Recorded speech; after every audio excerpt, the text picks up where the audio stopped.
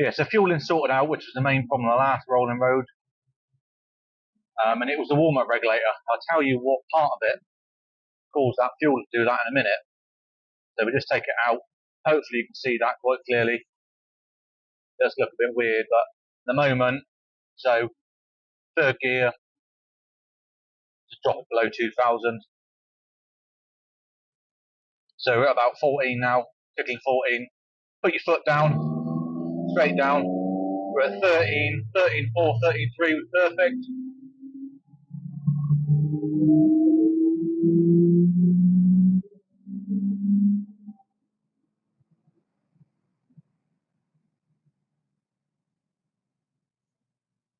That's pulling really well.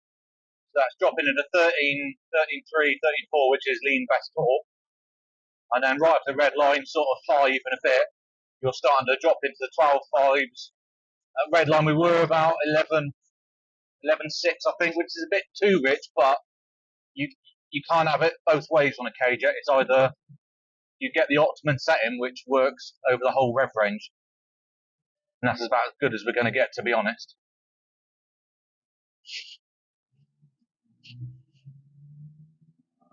Again, floor it, 35.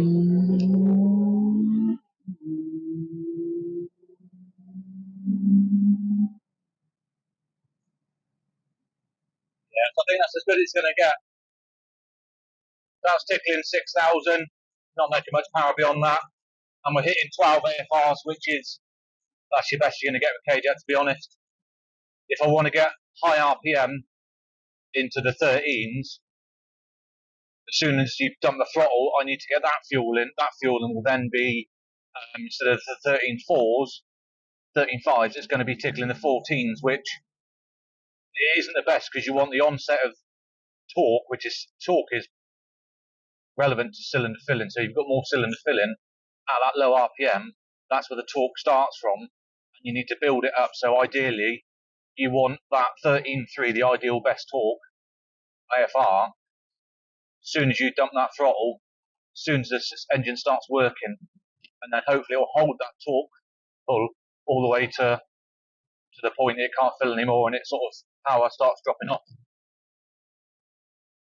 So it's the what's it? The worst devil of two evils or something like that. Not sure.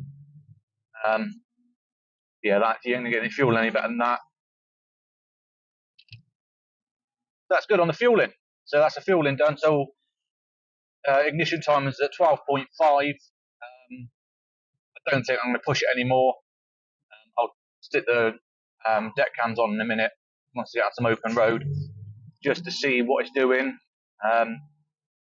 When I took out before at 12.5 with this fueling, there was no knock until that point you change gear, like third into fourth. That initial half a second or so of the throttle being open in again, and then the ECU obviously diverting, obviously closed vacuum to open vacuum ignition advance. There's a touch coming on then, so I don't want to push it anymore because it just means that period is going to get bigger and bigger and bigger, which I don't want. I don't want knock on the engine. I don't want pre-doubt. I don't want to blow the engine up. So to be honest, I think this rolling road, which is tomorrow morning, because this is Friday today, sun's out, dry road. Gonna give it a shakedown, make sure it's all good, running perfectly.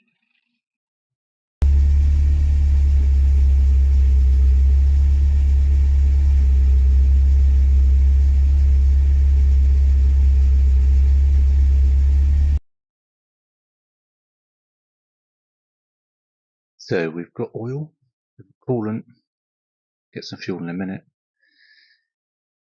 Final showdown, what we're going to get. Who knows, but I'm ready. Golfy, are you ready?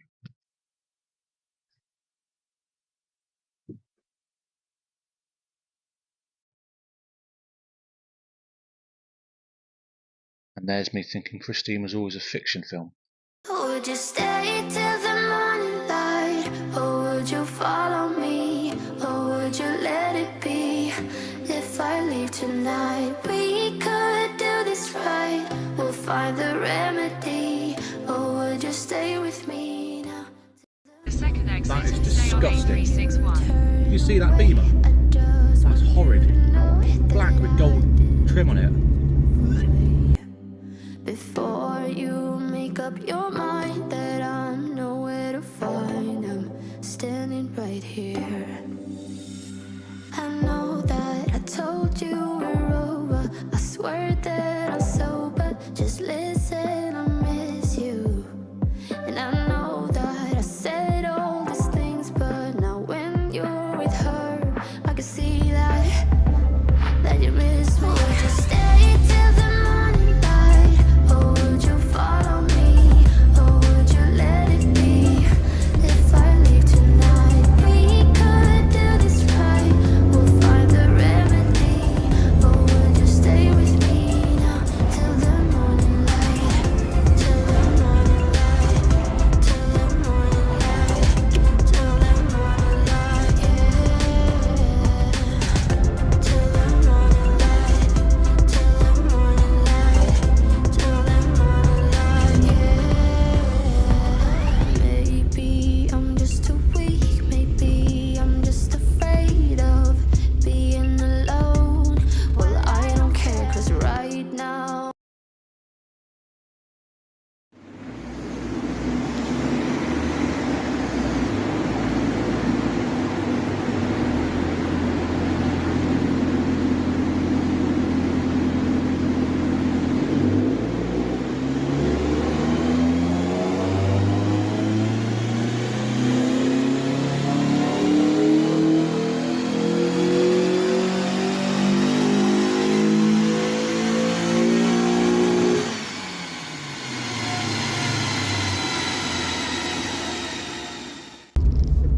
So what power have we got?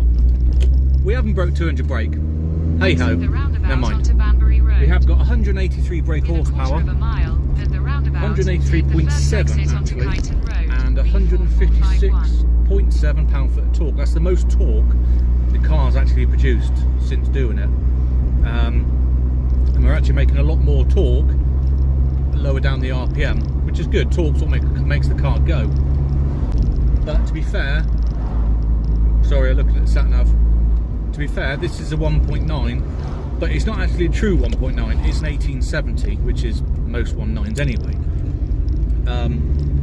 So for an 1870, yeah, something like that. So for like an 1870cc engine, doing 183 brake horsepower and 156 pound-foot of torque, which is, bear with, see what it was at the wheels. I'll tell you in a bit. So we're just gonna drive home, abuse the car like we do, listen to that 16 valve, sing along and enjoy it. So I hope you've enjoyed the journey of seeing what we can get out of it. Yeah, we haven't got 200 brake, doesn't matter. It's been done before, it will be done again. But you look at the base engine, what I've got, a 1.9 producing that power. I've seen 2 litre bottom ends with heads and stuff producing about the same power. So to be fair, happy with that.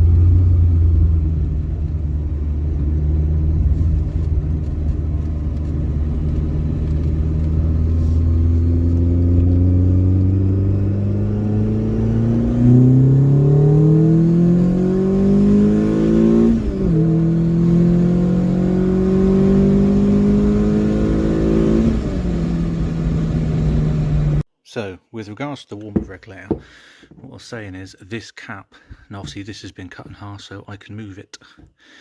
So what was happening is, stay still, on my warm-up regulator, when I'd taken this brass cap out to drill it, not that you have to, but I did, when I put it back in, it was in too far. So if there you go, I've pushed that in way too far.